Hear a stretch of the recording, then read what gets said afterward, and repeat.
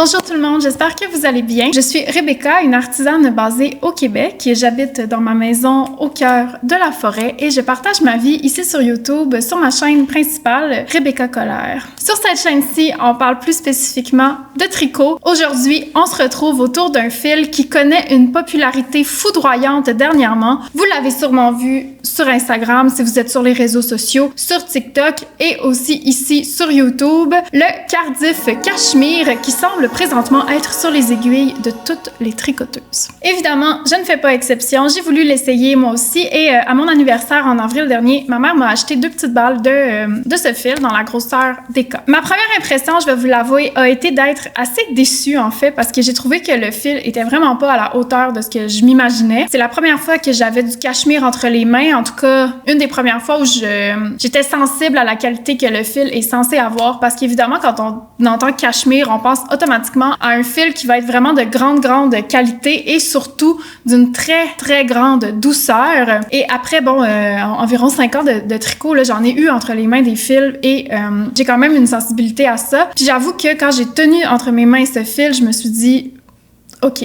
Je suis restée ouverte, évidemment, parce que je suis très consciente que le blocage peut changer ces particularités-là, mais aussi le tricot, tout simplement. J'ai donc lancé sans plus attendre un projet. Je vais vous faire un avis plus complet sur le fil en fin de vidéo. Pour l'instant, j'avais envie qu'on parle un peu de la compagnie de Cardiff. Donc, c'est quoi? Ça vient d'où? Parce que je me suis quand même questionnée sur les origines de ce fil-là. Je me suis questionnée aussi sur la qualité d'un fil cachemire. Donc, est-ce qu'il existe des certifications qui viennent garantir un standard de qualité? Est-ce que les compagnies sont tenues à un standard de qualité? Je me suis posé des questions comme ça, puis je vais vous partager un peu ce que j'ai découvert en faisant mes recherches pour cette vidéo. Faut dire aussi que je me suis questionnée sur le stéréotype, dans le fond, que le cachemire peut avoir. Pourquoi j'étais aussi convaincue que c'était censé être la chose la plus douce que j'avais jamais touchée?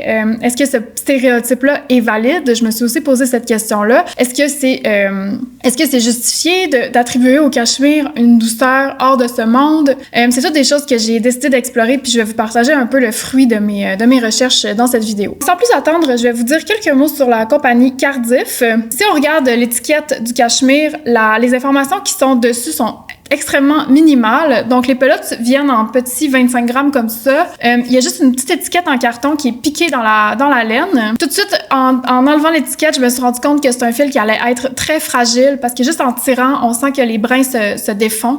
Donc, ça peut quand même indiquer que ça va être un fil qui va avoir tendance à se relâcher un peu, puis ça fait souvent que les aiguilles vont piquer dedans parce qu'ils se dédoublent, puis ça peut créer des mailles un peu imparfaites. Puis j'ai pu confirmer que c'est effectivement le cas. C'est un fil qui est assez lâche au niveau de son retors et qui vient se défaire très facilement, que j'ai constaté dès que j'ai arraché la petite étiquette de carton délicatement de la pelote.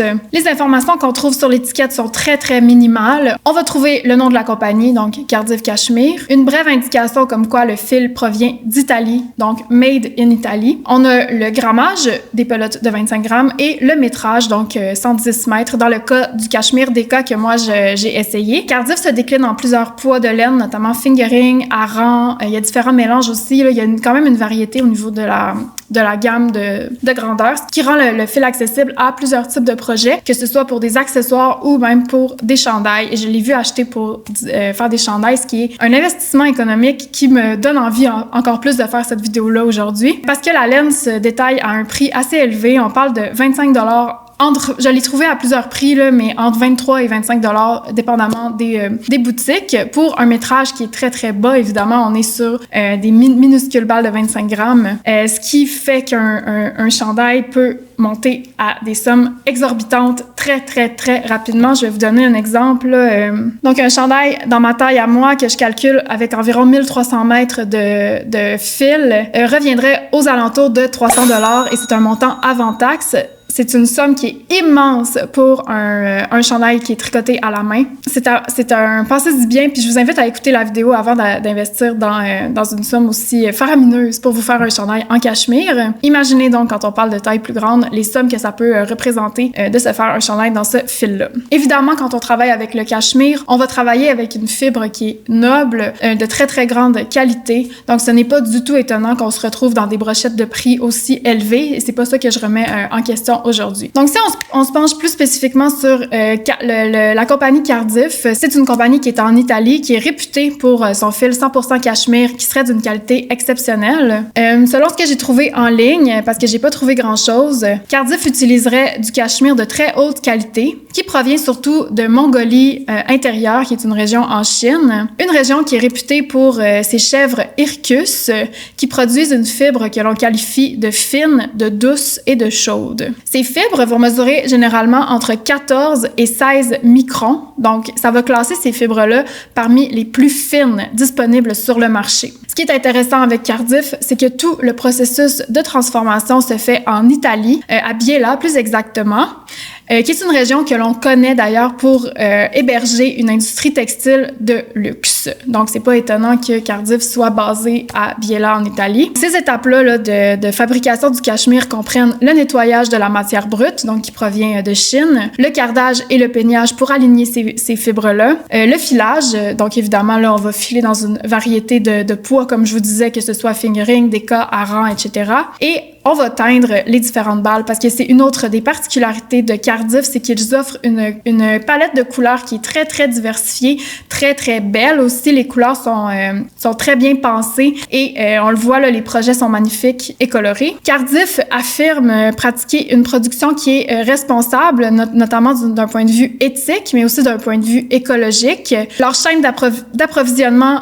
est supposément retraçable. La compagnie prétend porter une attention particulière au bien-être animal et finalement, on a une production qui serait locale afin de limiter l'empreinte carbone. Évidemment, il y a tout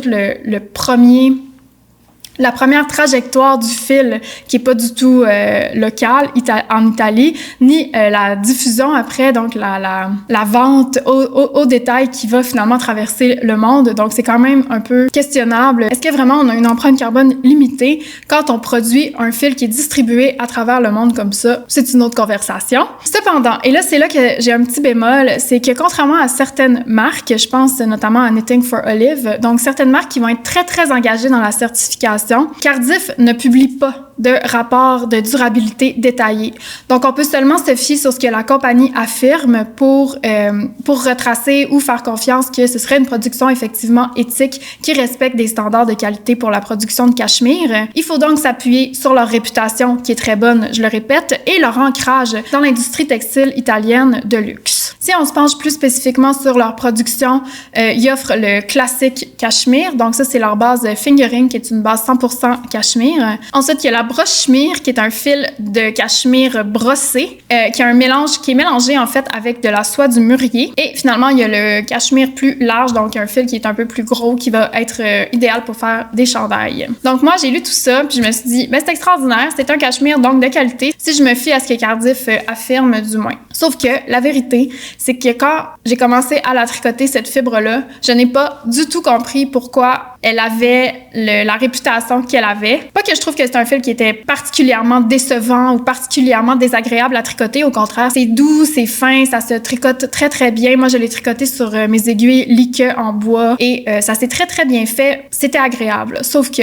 c'est pas du tout un fil qui m'a bouleversée par sa douceur. C'est pas du tout un fil qui m'apparaît comme particulièrement qualitatif au niveau de son ressenti. Et là, j'ai commencé à un peu approfondir mes recherches sur le fil Cardif en particulier en essayant de voir est-ce que la qualité de cachemire peut varier. Est-ce que c'est possible que ce soit un cachemire un peu moins de qualité que ce qu'on pourrait penser en fait d'un cachemire qui serait vraiment, véritablement haut de gamme? Et là, j'ai quelques hypothèses qui pourraient expliquer mon ressenti ou le fait que je suis pas tombée en amour avec ce fil-là. Ma première hypothèse, c'est que la fibre serait trop traitée, donc le cachemire serait un peu trop traité. Cardif est reconnu pour une production industriels, donc ils fournissent des bobines de cachemire à l'industrie textile et ça fait que leurs fils sont très très lisses et très réguliers, évidemment, parce que quand on parle de production industrielle, on veut un fil qui va être très très stable, sauf que ça peut parfois donner une sensation presque plastifiée ou en tout cas qui manquerait de vie au tricot. Et moi, c'est vraiment ce que j'ai ressenti. J'ai eu l'impression de tricoter un fil un peu desséché,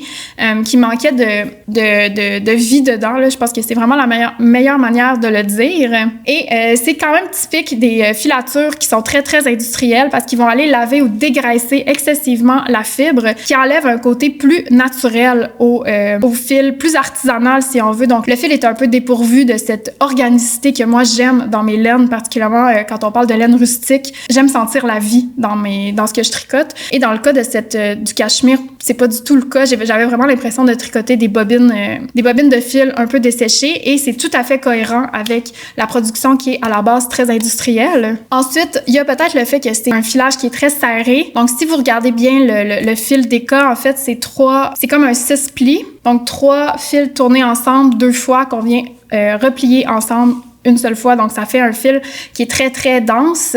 Mais je dois dire que c'est ce que j'avais comme ressenti lors du tricot, c'est que ça a vraiment été assoupli au moment du blocage. Donc, le fil s'est un peu détendu, puis ça l'a réglé quand même ce côté-là. Un autre problème qu'on a avec le fait que Cachemire n'a pas vraiment de rapport de traçabilité quant à la production du cachemire. Donc, on ne sait pas vraiment quel genre de fil ils utilisent, considérant qu'ils n'ont pas les certifications qui viendraient nous le donner. C'est que des filatures, même des filatures italiennes, vont parfois utiliser les fibres les plus courtes ou issues de la première tonte, qui sont des fibres un peu moins qualitatives, moins robustes aussi et moins douces. Ça peut créer cet effet un peu rêche, sec, voire décevant que moi j'ai ressenti là, devant cette pelote-là. Pour un cachemire qui serait d'une douceur bouleversante, il faudrait vraiment avoir l'assurance qu'on travaille à partir des fibres plus longues. Et c'est pas nécessairement le cas. Et évidemment, de travailler avec les fibres moins qualitatives des productions à la tonte, ça fait que le prix sur le marché est un peu plus bas. Fait que ça pourrait quand même être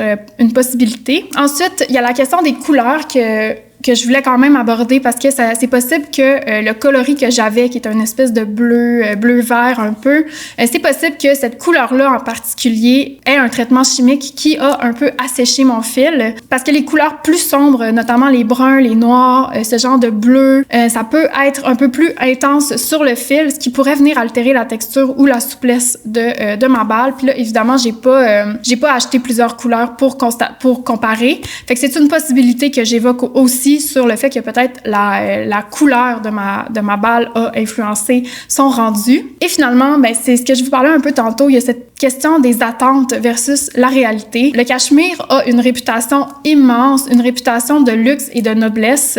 Donc, je me dis que peut-être que le fait que le fil ne m'a pas immédiatement procuré une sensation incroyable de douceur, peut-être que c'est ça qui m'a déçue. En fait, c'est simplement que j'avais des attentes trop hautes. Donc, si on récapitule, je pense quand même que, outre la couleur, outre mes attentes, il y a un enjeu au niveau de la certification, parce que même si Cardiff se positionne comme une marque de luxe, même si c'est fait en Italie, c'est pas garanti que toute leur base utiliserait uniquement des fibres longues et matures, qui seraient les fibres donc les plus nobles quand on parle de production de cachemire. Et le rendu que je décrivais tantôt, donc un peu sec, sans élasticité, pas trop moelleux, un peu sans vie, ce serait typique d'un cachemire qui serait issu de fibres qui sont plus courtes, qui vont vite perdre leur douceur et leur organicité. Sinon, c'est aussi possible que, comme je disais, ce soit le traitement trop chimique, trop mécanique du fil qui est quand même, je le répète, destiné à une production industrielle. Il y a un peu une ambiguïté autour de la matière première qui est utilisée pour créer ces pelotes-là. Fait qu'évidemment, ça soulève en moi un questionnement quant à la qualité réelle du cachemire. Et encore une fois, je dis pas que c'est une mauvaise qualité, je dis pas que c'est un fil qui mérite pas d'être tricoté. Vraiment, vraiment pas. Je fais juste souligner que sur un spectre de qualité pour le cachemire spécifiquement, Cardiff est peut-être pas si haut sur ce spectre-là et on joue peut-être dans une gamme un peu plus basse. Et quand on tombe dans cette gamme-là, pour moi, il y a des mérinos, il y a du mérino, de l'alpaga qui devient vraiment, vraiment compétitif, notamment au niveau du prix, mais aussi au niveau de la douceur. Donc, ça peut être intéressant si vous avez ce budget-là de vous tourner vers un autre type de fibre qui va être beaucoup plus qualitative qu'un cachemire un peu bas de gamme finalement. Considérant que Cardiff est souvent utilisé sur des machines à tricoter parce que, comme je disais, à la base, c'est fait pour les productions industrielles en mode. Mais je me dis qu'il y a peut-être là aussi quelque chose d'intéressant à réfléchir comme tricoteuse à la main. Parce que clairement, c'est pas un fil qui est pensé pour être tricoté comme ça. C'est un fil qu'on met sur des sur des machines, puis ça se fait tout seul, ça crée des pulls 100% cachemire, blablabla. Sauf que ça me fait réaliser que moi, comme artisane, je recherche une expérience tactile quand je tricote, que le fil ne l'a pas, même si j'adore mon objet fini puis que je vais beaucoup le porter. Pour cette vidéo-là, j'avais envie de me commander j'ai eu envie de me commander un autre cachemire pour comparer, mais j'ai pas vraiment le budget en fait, parce que j'aimerais vraiment ça essayer un cachemire qui serait plus artisanal, donc qui aurait plus de vie dedans. Comme je disais, c'est quelque chose qui m'a manqué avec ce fil-là. Fait que je serais curieuse d'en essayer d'autres, des productions plus petites, moins industrielles. Je pense que ça pourrait vraiment être intéressant pour aller chercher ce côté-là vraiment magique, presque mystique que le cachemire a. Je pense que c'est vraiment une question de qualité dans le cas de la Cardiff, qui m'a au final plutôt déçue, vous l'aurez compris. Donc je vais vous montrer là, un peu ce que j'ai tricoté puis vous parler un peu du processus. Donc c'est le Alex Scarf de la designer Pernille Larsson. C'est un petit foulard qui se tricote à partir du bout ici. On fait des augmentations. Vous voyez, vous avez la belle pointe ici. On fait un peu d'augmentation et on tricote en aller-retour jusqu'ici où on va faire des diminutions pour créer ce petit foulard. Donc, au toucher, mon foulard est très, très doux, il est chaud.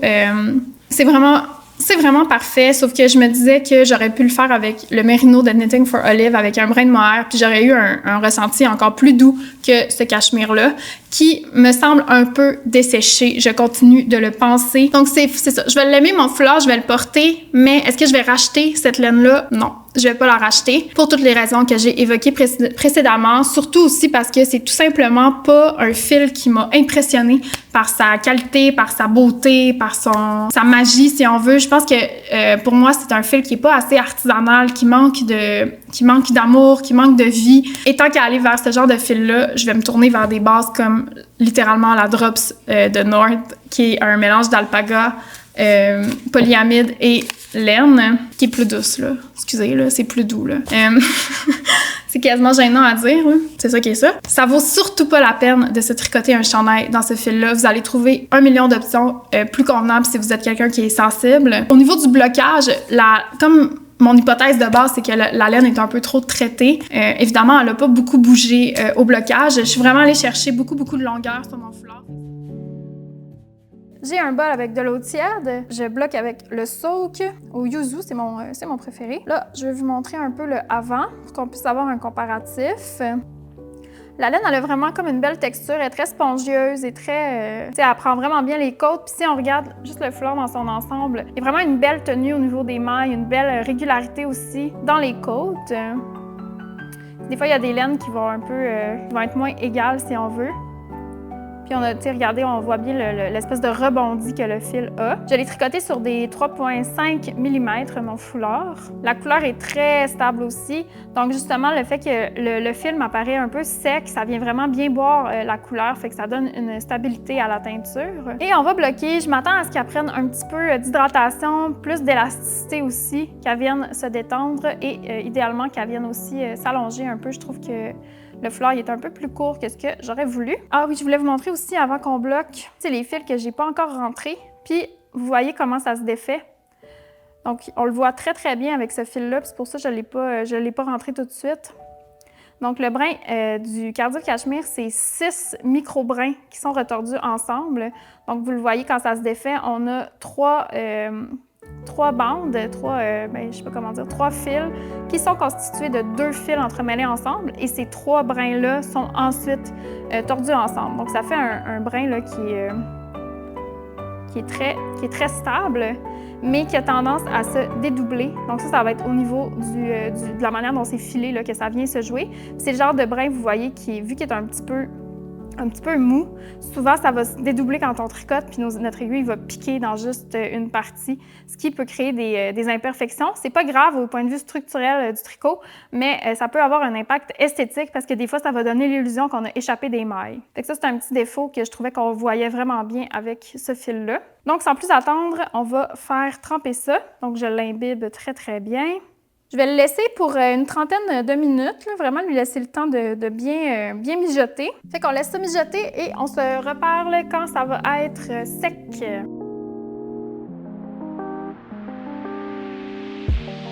Je suis vraiment allée chercher beaucoup de longueur sur mon foulard, fait que ça, j'étais contente. Mais au niveau du ressenti, au niveau du rebondi aussi du fil, ça n'a pas vraiment bougé. C'était pas plus doux ou moins doux, je vous dirais que c'était assez semblable.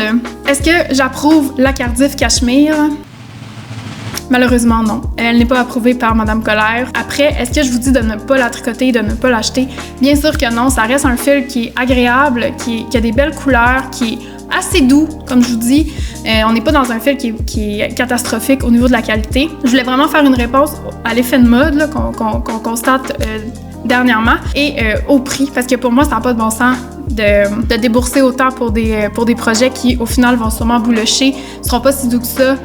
Manque de vie, un peu sec, un peu plat. J'espère que ça vous a intéressé d'en découvrir un peu plus sur le cachemire. Je vous invite à me rejoindre sur ma chaîne principale si vous êtes intéressé par les vlogs, le contenu friperie, potager, cuisine, un petit peu de tout. On s'amuse pas mal sur ma chaîne principale. S'il y a des laines que vous aimeriez que je review, laissez-moi ça dans les commentaires aussi. Pour ma prochaine vidéo, je pensais peut-être faire une enquête sur les laines Drops. Donc, est-ce qu'elles sont éthiques ou non?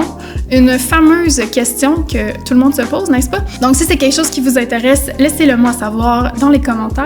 En attendant, je vous dis à bientôt!